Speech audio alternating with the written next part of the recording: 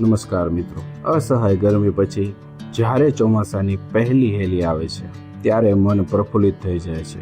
ચારેય બાજુ હરિયાળી અને માટીની સુગંધ આપણું દિલ જીતી લે છે. પણ શું તમે જાણો છો કે આ અહેસાસની સાથે સાથે ચોમાસું પોતાની સાથે અનેક ચેપજન્ય રોગનું જોખમ લાવે છે.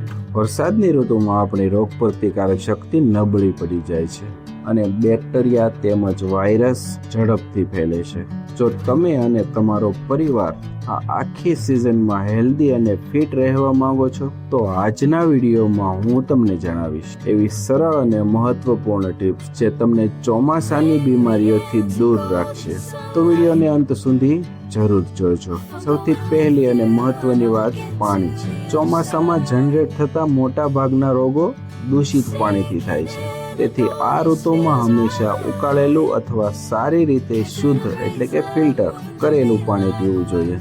પાણીને ઉકાળીને ઠંડુ કરીને પીવાથી તેમાં રહેલા હાનિકારક બેક્ટેરિયા નાશ પામે છે. ત્યાર પછી વાત કરીએ ખોરાકની. બહાર મળતા કાપેલા ફળો અને ખુલ્લો રાખેલો ખોરાક ખાવાનું બિલકુલ ટાળો, કારણ કે તેના પર માખીઓ અને જીવાતો બેસવાથી ઇન્ફેક્શનનું જોખમ વધી જાય છે. હંમેશા ઘરમાં બનેલો ગરમ અને તાજો ખોરાક જ લેવાનો આગ્રહ રાખો. આપણે ગમે ત્યાં અડીએ, ચોમાસામાં ભેજને કારણે જંતુઓ હાથ પર જલ્દી ચોંટી જાય છે. તેથી ખાતા પહેલા, બહારથી આવ્યા પછી અથવા કોઈ પણ કામ કર્યા બાદ સાબુથી વારંવાર અને સારી રીતે હાથ ધોવાની આદત રાખો. વરસાદમાં ડેન્ગ્યુ, મેલેરિયા અને ચિકનગુનિયા જેવા મચ્છરજન્ય રોગો માથું ઉચકે છે.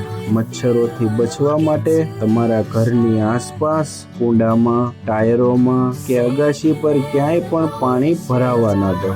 આસપાસ સફાઈ રાખો. જો તમે ક્યારેય વરસાદમાં ભીંજાઈ જાઓ તો લાંબા સમય ભીના કપડામાં ન રહો. ઘરે આવીને તરત જ સ્નાન કરી લો અને સૂકા તથા સાફ કપડાં પહેરી લો. ભીનાશને કારણે સ્કિન ઇન્ફેક્શન કે શરદી ખાંસી થઈ શકે છે. ચોમાસામાં આપણી પાચન શક્તિ થોડી ધીમી પડી જાય છે, એટલે બહુ ભારે તળેલું કે ચીકણું ખાવાને બદલે હળવો ખોરાક જેમ કે ચુપાચ્ય અને સરળતાથી પચી જાય તેવો આહાર લો, જેથી પેટની સમસ્યાઓથી બચી શકાય. જો તમને અથવા પરિવારમાં કોઈને પણ તાવ, ઝાડા, ઉલટી અથવા સતત ખાંસી જેવા લક્ષણો દેખાય તો તેને સામાન્ય ગણીને અવગણશો નહીં કે જાતે દવાઓ ન લો. તરત જ ડોક્ટરની સલાહ લેવી. છેલ્લે તમારી રોગ પ્રતિકારક શક્તિ મજબૂત હોવી ખૂબ જરૂરી છે.